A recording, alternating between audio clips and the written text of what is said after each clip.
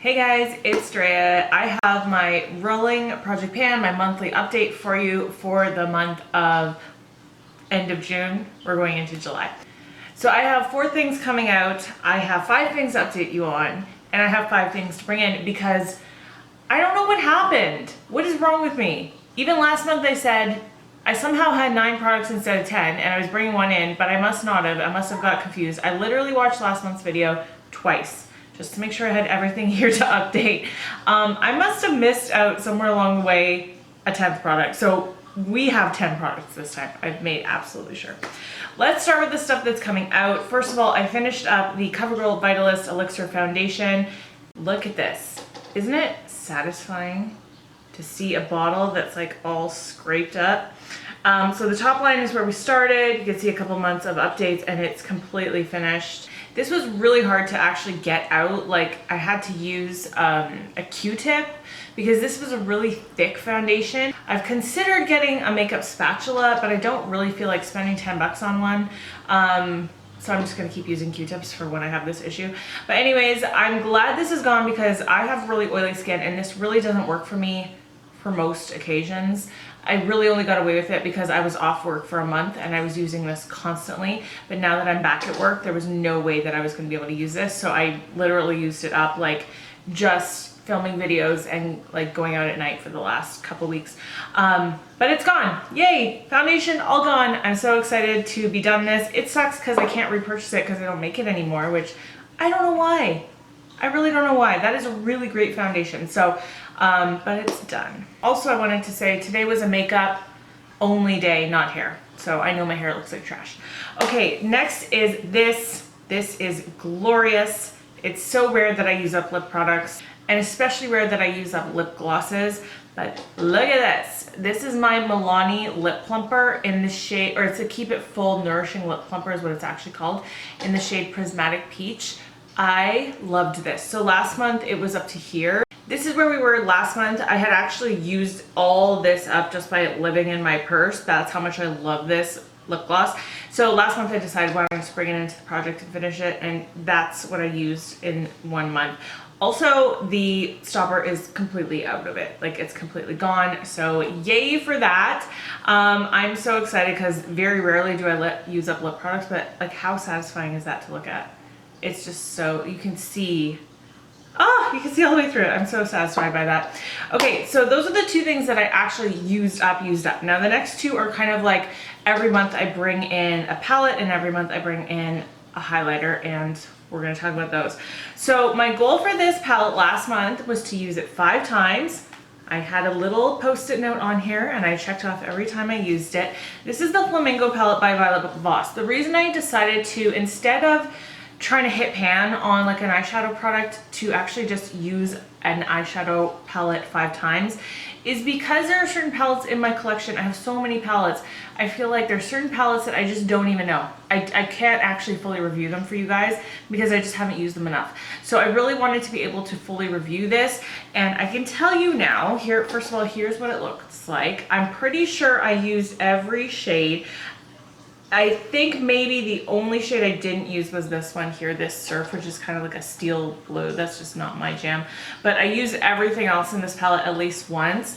And here's my final thoughts on this. I think the quality of this is good. The mattes are all really good. They blend really, really well. I did some really cool things with mattes over the last month. The shimmers are where I have a little bit of a finicky issue. Some of them work really well. I love this shade Popsicle. It's this really beautiful like rosy orange. This shade Pineapple, this yellow, is so weirdly choppy and patchy when you apply it. I don't like it. And I find that with the shimmers, you're gonna have either one end of the spectrum, they go on really well, or that choppy texture. And even when using them wet, sometimes it doesn't help. Like with that yellow, it doesn't help. It's still like this weird choppiness. It almost like falls out. It's not like a fully opaque, even layer of color. It's just really choppy, basically. Anyways, and I don't love the formula when it does that. Same with, this is another one that I didn't really love the way it applied. This one in fact faded really easily throughout the day on me. And overall, this color story is just kind of strange. I always found myself going like, okay, well, what can I actually pair together? If you actually took time to study this palette and look at it, it's like, what can you actually do with this? Yes, there's a lot going on. You have a lot of variety, but how can you actually make a cohesive look? And that's my problem with this palette. So there's a few looks that I love. I loved using, in general, this whole warm row of like yellows and oranges and adding that shade in there. That's gorgeous. Like I did the yellow and orange look together, beautiful. I think this row here, these three go so well together. This matte here called Beach Ball, it actually builds up really nicely and really vibrantly. But I don't think I'm gonna use this palette for much more than just to use these warm colors. Like, that's not good, right? You should be able to use a palette and love it and want to use all the shades in it. And to me, I'm not gonna get rid of this palette. I do like those shades, so I'm gonna keep it. But that's probably the only look I'll ever reach for out of this. So that's kind of disappointing, but at least now I know my full thoughts on it. So there you have it. My next thing that's coming out is my highlighter of the month, which is Jouer Topaz. This is my favorite summer highlighter. Not my favorite highlighter of all time, but my favorite for the summer. And I'll probably shop my stash for this again at some point. It's just super duper intense and gorgeous. I'm not wearing it today, I'm wearing the other one I'm about to talk about. But look at that shine, it's so gorgeous in the sunlight. Very smooth, applies beautifully. You could tell there's a lot of usage on this. But again, the goal for the highlighter of the month is not to hit pan, it's just to get more use out of my collection. And I did use this quite a bit. Okay, so moving on to things that I'm just updating you on. First is my MAC Matte Fix Plus.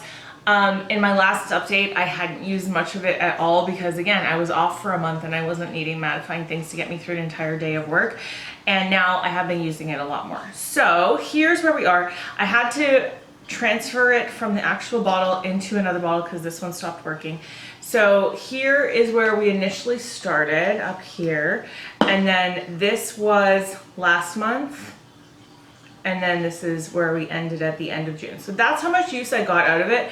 But if you look over like on this guy here, that's normally about how much use I would get out of this bottle in 1 month of, 5 days a week at work, which is where I am at this point. So I think probably this will be done either by, probably not the end of this month, but halfway through August is my prediction for this. Because now I'm using this, again, 5 days a week. Here's my Pharmacy Honeymoon Glow. This is kind of a slowly but surely thing. I'm not going to spend too much time because I talk about this every month, how I only use one pump like 3 times a week. So here's where we are. Typical amount of use. So that's where we were at the end of May, and this is where we are at the end of June. So it's probably going to take me another 4 months to get through this. But I don't know that I'm seeing any like amazing results from this yet. Like I've used more than half the bottle now, so I feel like I should be able to, if something was going to happen from this bottle, see some like amazing results. But I do think my skin is maintaining its youthfulness. Over the last year I saw like a whole bunch of aging. Like it seemed like from the time we moved in October till even like a month and a half ago, I felt like I got so many, like I have some hyperpigmentation up here now. I feel like my lines under my eyes are more pronounced. I feel like I'm starting to see maybe some of that sagging right here. Just the tiniest bit. My husband says I'm crazy, but I see it. I can see it starting. Anyways, so it's just like, okay, well, I don't see anything like reversing with this product, but I don't see anything crazy worse happening. Anyways, that's where we are with that. I have 2 e.l.f. powders here. This one is the e.l.f. Perfect Finish HD powder. Haven't hit pan on this yet, and there's not really anything more to say than that, other than I like this powder a lot and I'm using it, pretty much every day. This one I am not using every day. This is the e.l.f. What's this called again? It doesn't say the name on it, but this is like the eye powder. I think it's very similar to the pressed one, except it's the under eye powder. I measured this by kind of like making sure it's, at the bottom, and then I drew a line. So here's where we were Can we see? Are we gonna focus? Okay, so you can see the two lines. So we have end of May and end of June, only the slightest bit of difference. And really you would think like it wouldn't take much to use this up. There's not a lot in here. I took the stopper out because I can't dip my brush in it any other way. But I don't, like, this creases on me. I'm wearing it right now. I just did my makeup right before I started filming, and I can already see like the creasing is more pronounced than my Hourglass powder, which I love, and you can't really compare this to Hourglass. Like, there's a huge price difference. However, well, I should say not however. That being said, I don't like to use this for work because I don't want creasing under my eyes at work. So same problem, like I'm using my Hourglass powder every day. The only time I use the e.l.f. powder is literally when I'm filming now, because I know if it's a time that I'm filming and I'm not keeping my makeup on, I'll just wash it off. So it's going more slowly than I thought it would for that, but I just don't want to use it for work. I don't want to look like crap at work. So there you go. Okay, last update before I get to the things I'm adding in is just my two pressed powder shadows that I'm working on. I'm gonna put an overlay of how they looked last month. I'm gonna try to get a good shot, but it's these two right here.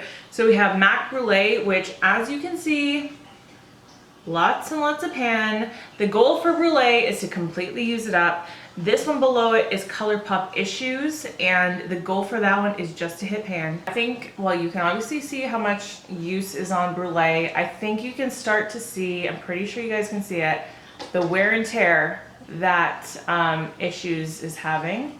Issues is having some issues. So I am well on my way. I use both these today. I always put Issues, not always, but a lot of time, especially if a palette doesn't have a true transition shade, I'll put Issues into my crease or into my transition.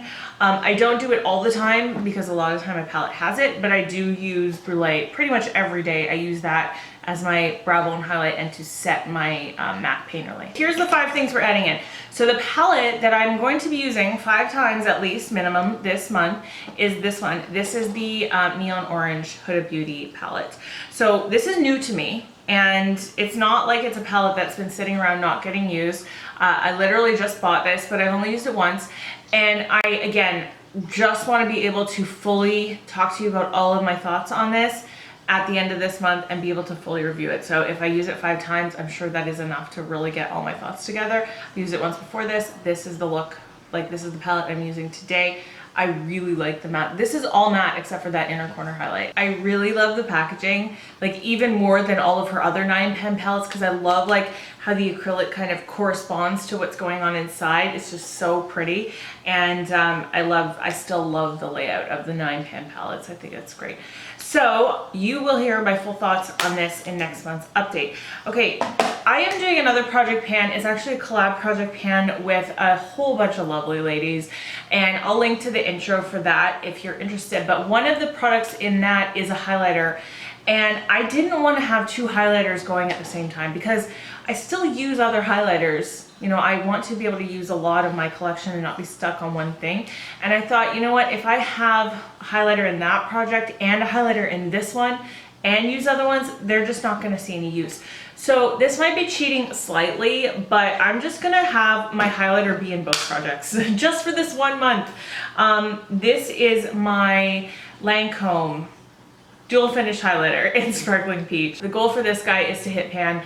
There's a huge dip in this area, like humongo dip. I really want to hit pan on this.